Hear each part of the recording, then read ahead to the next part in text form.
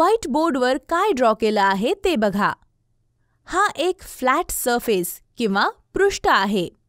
एक plain basically हा सर्व डायरेक्शन्समध्ये इनडेफिनेटली एक्सटेंड होतो. मग जर हा सरफेस इनडेफिनेटली एक्सटेंड होत असेल तर तो एक प्लेन किंवा प्रतल आहे. हा प्लेनचा फक्त एक पार्ट आहे. एक फ्लॅट स्क्रीन टेलिव्हिजन, एक टॅबलेट किंवा एक मोबाईल फोन हे सर्व प्लेनच्या पोर्शन्स किंवा पार्ट्सचे एक्झाम्पल्स आहेत. दुसरा हा फुटबॉल. हा प्लेन सरफेस नाही. पण इम्पॉर्टंट क्वेश्चन हा आहे की आपण प्लेनला नाव कसं देणार? पहिली गोष्ट आपल्याला ही माहिती असायला हवी की एका प्लेनच्या सरफेसवर इन्फिनिट पॉइंट्स असतात. असं म्हणूया हे 3 पॉइंट्स A, B आणि C आहेत.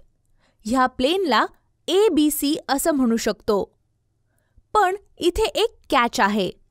प्लेनला नाव देण्यासाठी आपण जे 3 पॉइंट्स वापरतो त्यांनी एक स्ट्रेट लाईन फॉर्म करायला नको.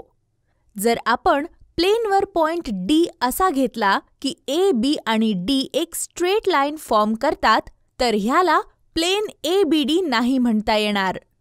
मग याला ADC म्हणता येईल का? ऑफकोर्स हो.